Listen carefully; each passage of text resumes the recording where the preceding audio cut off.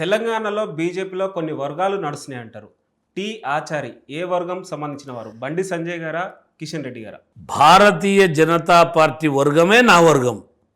ఆ వర్గములు ఉన్నటువంటి అందరి కింద అందరితో పనిచేసేటువంటి భాగ్యం నాకు 40 ఏళ్ళుగా ఈ పార్టీలో నేను పనిచేస్తున్నా.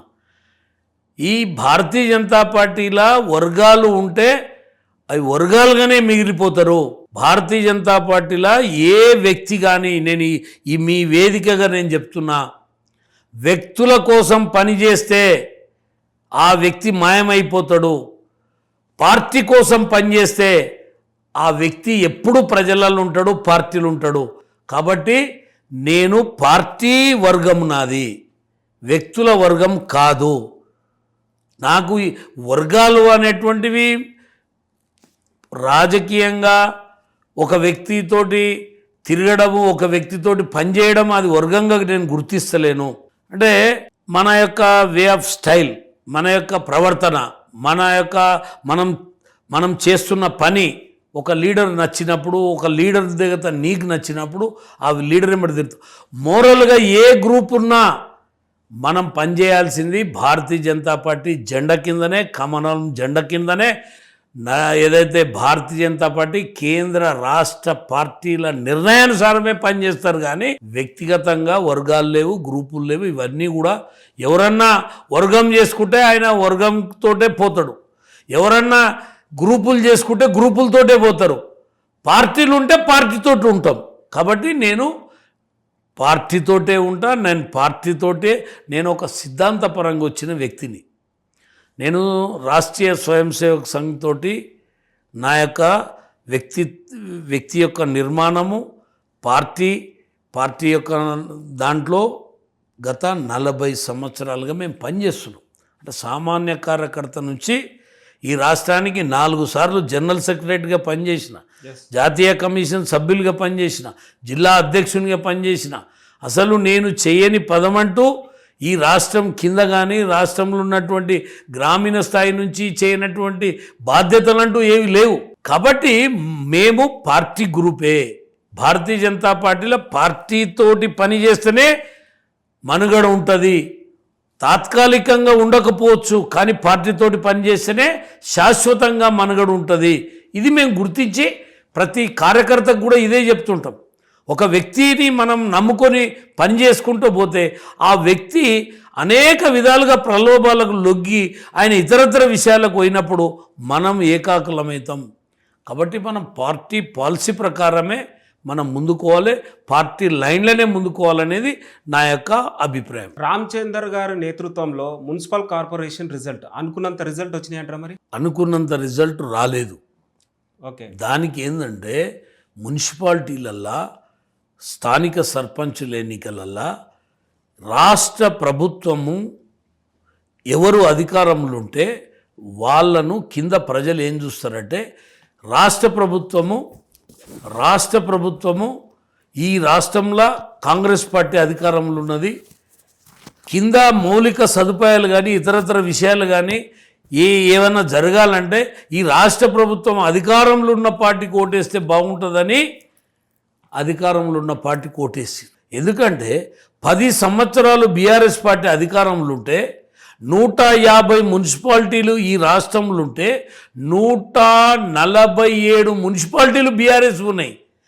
ప్రతి నియోజకవర్గంలో ప్రతి జెడ్పీటీసీలు, ఎంపీపీలు, సర్పంచులు, ఎంపీటీసీలు అందరూ బీఆర్ఎస్ఏ ఉన్నారు. కానీ ప్రజలు ఎమ్మెల్యే ఎలక్షన్కి వచ్చేటాలకు బీఆర్ఎస్ పార్టీని పక్కకు నెట్టి కాంగ్రెస్ పార్టీని అధికారంలోకి తెచ్చారు. ఎన్ని స్థానిక ఎన్నికలలో కాంగ్రెస్ పార్టీ గెలిచింది? టోటల్గా హైదరాబాదులో జిహెచ్ఎంసీ ఎన్నికలు జరిగితే 150 డివిజన్స్ ఉంటే 3 సీట్లలో గెలిచింది కాంగ్రెస్ పార్టీ. కానీ బీఆర్ఎస్ పార్టీకి ఎక్కువ సీట్లు వచ్చినాయి కదా. మరి ఎందుకు బీఆర్ఎస్ పార్టీ అధికారం కోల్పోయింది?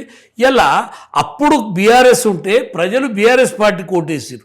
ఇప్పుడు కాంగ్రెస్ ఉంటే కాంగ్రెస్కు బీఆర్ఎస్ ప్రజలు ఓటేసారు. కాబట్టి మాకు కొంత సంఖ్య తగ్గొచ్చు. కానీ మేము కౌన్సిలర్ల సంఖ్య పెరిగింది. మాకు గతం కంటే కౌన్సిలర్ల సంఖ్య పెరిగింది. మేము ఇవాళ కరీంనగర్ మేయర్ సాధించుకున్నాం. త్రుటిలో తప్పిపోయినట్టు ఆ నిజామాబాద్ తప్పిపోయింది. కొన్ని దగ్గర మేము కార్పొరేటర్లు ఎక్కువ గెలిచినాం కొన్ని జిల్లాలలో. అంటే ప్రజలు వాళ్ళ యొక్క ఆలోచన విధానము ప్రభుత్వాలు ఏముంటే దానితోటి కలిసి మా మౌలిక సదుపాయాలని సమకూర్చుకోవాలనే ఆలోచనతో పోయారు కాబట్టి మేము కొంత వెనుకబడి మాకు రిజల్ట్స్ వచ్చినాయి. దానికి ఒక్క రామచంద్రరావు గారే కారణం కాదు, నాయకత్వం వహిస్తున్న మేమందరం కూడా బాధ్యత వహించాలి.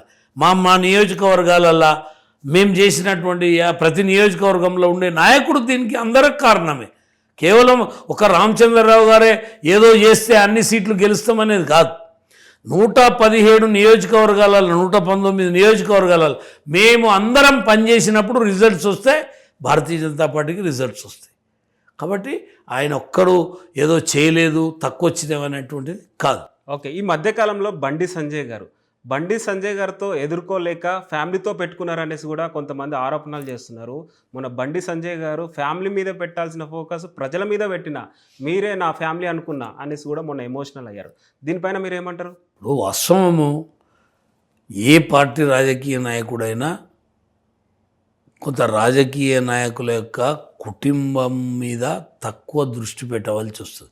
ప్రతినిత్యం ఉదయం నుంచి రాత్రి వరకు ప్రజా సమస్యలతోటి, ప్రజల యొక్క పార్టీ కార్యక్రమాలతోటి, ప్రజా ఉద్యమాలతోటి మమేకమై పనిచేసేటువంటి అవకాశం ఉంటుంది. కాబట్టి ప్రతి నాయకుడు ఎట్లయితే తన కుటుంబానికి తక్కువ సమయం ఇస్తాడో అట్లనే బండి సంజయ్ గారు కూడా తన కుటుంబానికి తక్కువ సమయం ఇచ్చింది. అయితే ఇప్పుడు జరిగినటువంటి సంఘటనకు ఇవాళ కొన్ని పార్టీలు కేవలం వ్యక్తిగతంగా, ఇప్పుడు జరిగిన సంఘటనకు జరిగినటువంటి అంశానికి దానికి ప్రభుత్వం ఉంది, పోలీసు వ్యవస్థ ఉంది, న్యాయ వ్యవస్థ ఉంది. అక్కడ ఎవరికైతే అన్యాయం జరిగిందో వాళ్లకు న్యాయం చేయనీకే న్యాయ వ్యవస్థ ఉంది.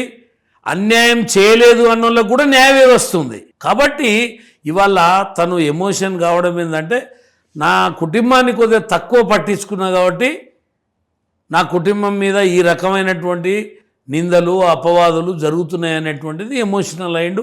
దాంట్లో ఏ తండ్రి అయినా తన కొడుకు మీద ఆరోపణలు వచ్చినప్పుడు తన కొడుకు మీద కొన్ని విషయాలు ఇలాంటి కేసులు అయినప్పుడు ఎమోషన్గా ప్రతి తండ్రి అవుతాడు.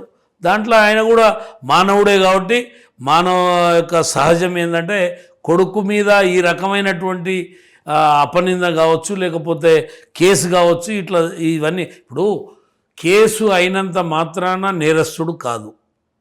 ఇప్పుడు కేసు దరఖాస్తు ఇచ్చిండ్రు, కేసు